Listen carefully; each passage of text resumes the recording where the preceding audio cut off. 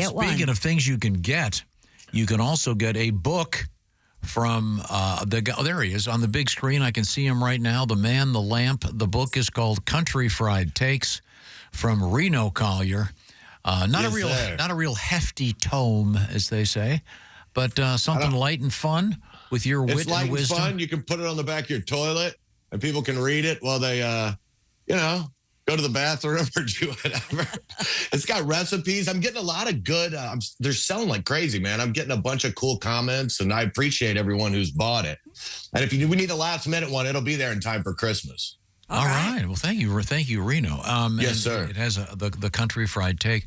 Reno, we were just talking about something odd. It was kind of like an X-ray machine. There were several thousand of them in the United States, but you'd go to a shoe store, you'd stand in this thing, and it was called a fluoroscope. Mm-hmm. So it was like an X-ray as it happened, and then the shoe salesman would look at it and say, okay, you can see the bones of the feet are a little too close to the edge of the shoe. Got to get them a bigger shoe. Of course, they were irradiating their clientele, and they have since been discontinued. I'm a little too. I missed that phase. They were phased out fairly dramatically, I think, in the 50s. But what a great scam! Wouldn't you like to be able along with the to, Atomic Energy Labs? Yeah, along with the other toy that we just had that was you could get your kids irradiated with, but trying to be cutting edge. So now do you have anything coming up? Are you going to be hitting the road before Christmas? I am, yeah, but it's like I'm doing a corporate thing for John Deere, and I'm doing a corporate show for this mechanics association. It's all corporate stuff. I'm not going to any clubs or anything till after the first of the year. All right. So, but still plugging along, man. I wrote a Country Fried Take for today, if you'd like to hear it for the holiday season. This one is not in the book. This one's not in the book. No, sir. There's a Christmas one in there, but not this one. It's from last year. Okay. Right. But so what we're saying is sequels on the way. Sequel's on the way, baby. I've sold out. I thought I'd have to do one order. I'm on the third order. Oh, great. That's wonderful. Yeah. Now, I only get 3 of them at a time, but it's really going. Yeah, that's great. Okay, good. No, it's good, man. Well, what you got? Go ahead. Here we go. So every Christmas, I like to give a shout out to the unsung heroes of the holiday season. This year, I'd like to send some love to just the grandparents. The problems they dealt with around the holidays as kids were things like, can our family afford presents this year? Will the troops be home in time for Christmas?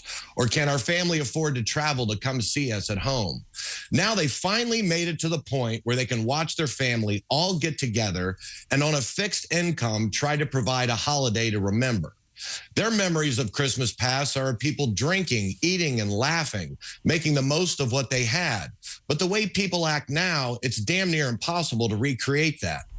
I remember as a kid, my grandpa always pulled the turkey neck out of the cavity and would run around acting like it was his wiener. The classics. You know what I mean? You do that now, and there's no telling what someone's problem would be with that.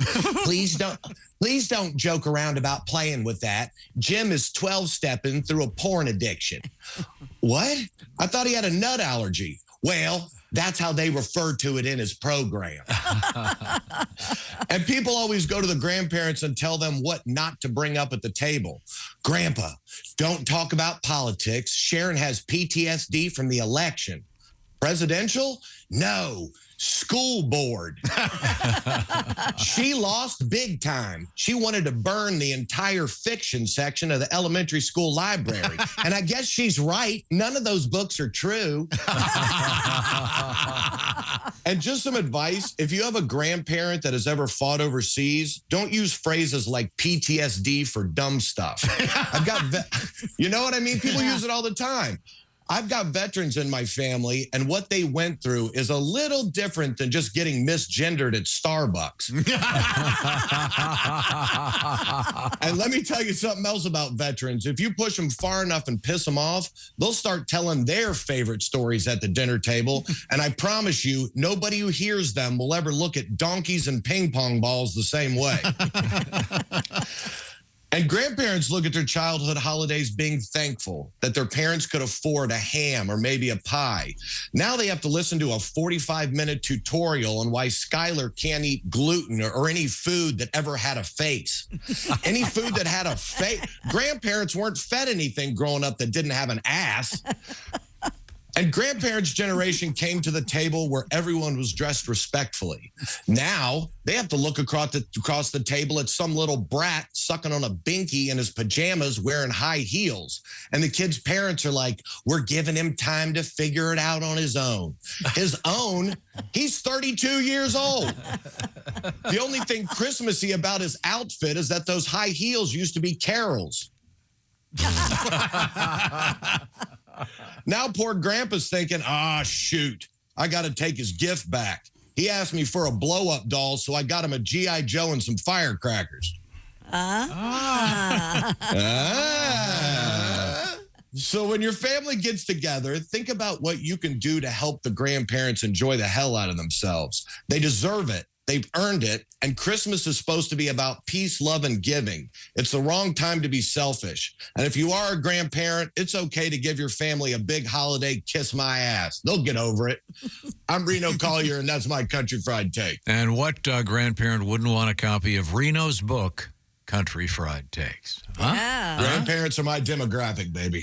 Reno, how does one get a copy of your new book? You can go to renocolliercomedy.com and place your order, and they'll go out.